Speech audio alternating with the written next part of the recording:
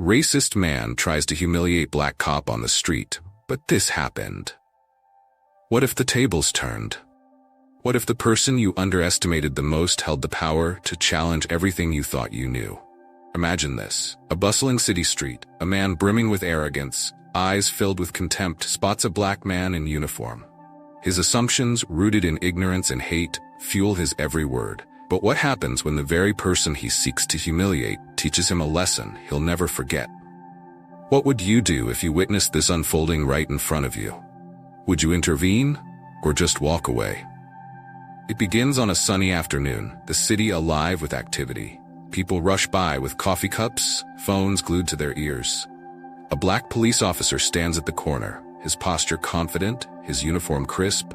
But from across the street, a man stares him down. His face is a canvas of disdain, and within moments, he strides over with purpose. "Hey, officer," the man sneers, his voice dripping with sarcasm.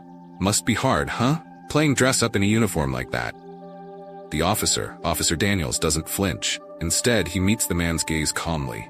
"Can I help you with something, sir?" he asks, his voice measured, professional. But the man is relentless. "Help?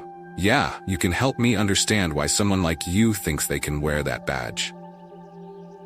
The crowd begins to notice, whispers spreading like wildfire. "Would you step in if you saw this happening?" The man grows louder, his taunts escalating. "You think a black man like you belongs in authority? You probably only got this job because they needed a quota." The crowd freezes. Some people pull out their phones ready to record the confrontation.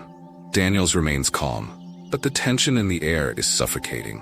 What would you do if someone attacked your identity so openly? Would you stay calm, or would you fight back?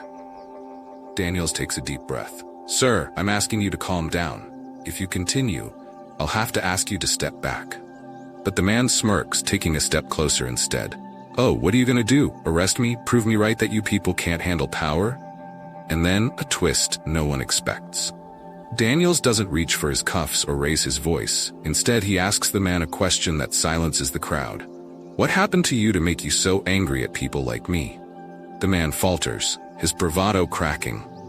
"Don't try to psychoanalyze me, officer," he snaps, but his voice is less sure now. Daniels doesn't let up.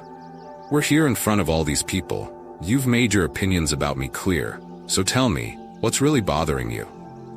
The man scoffs, but something in Daniel's tone makes him hesitate. He glances around, realizing the crowd is no longer laughing or supporting him. They're staring, judging.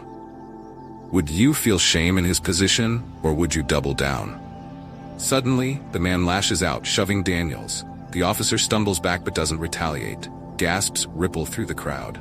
The phones recording the incident capture everything. "Would you step in now?" Daniels regains his footing. "Sir, this is your last warning. Step back, or I'll have to detain you." The man laughs bitterly. "See? Power trip, just like I said."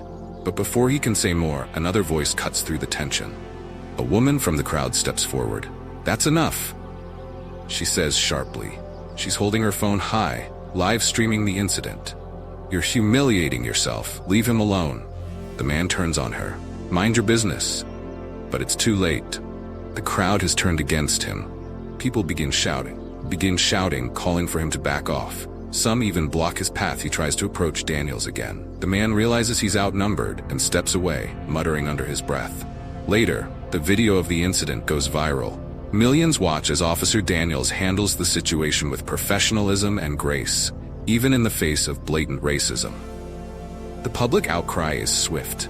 People demand that the man be held accountable for his actions. And then, a deeper layer emerges. An internal investigation reveals that Daniels' department had been monitoring his responses to incidents like these. In a shocking twist, instead of being supported for his restraint, Daniels faces unwarranted scrutiny. Some in the department question whether he provoked the man by not walking away sooner. What would you do if your workplace turned against you after you handled something so difficult with such dignity? The community rallies behind Daniels. Protests form outside the precinct, signs reading "Justice for Daniels" and "End Racism" in the ranks. People flood social media with messages of support, calling for systemic change within the department. As for the man who initiated the confrontation, his life changes drastically. He's identified online, and his employer catches wind of the incident. He's fired from his job. A stark reminder that actions have consequences. Do you think this was fair? Or do you believe in second chances? But the story doesn't end there. Daniels, inspired by the overwhelming support, begins speaking out against racism within law enforcement. He becomes a powerful voice for change, advocating for better training and accountability. His bravery in the face of adversity sparks a national conversation. This story is more than just an incident on the street. It's a mirror held up to society, forcing us to confront uncomfortable truths. What would you have done if you were Daniels? Would you have stayed calm? What if you were the bystander? Would you have stepped in? And what about the man who tried to humiliate Daniels? Does he deserve forgiveness, or should he face the full weight of his actions? The answers aren't simple, but one thing is clear: change begins with us. It's in the choices we make every day, the choice to stand up against hate, to support those who face it, and to hold ourselves accountable. So what will you do the next time you see someone being targeted? Will you act, or will you stay silent? The choice is yours.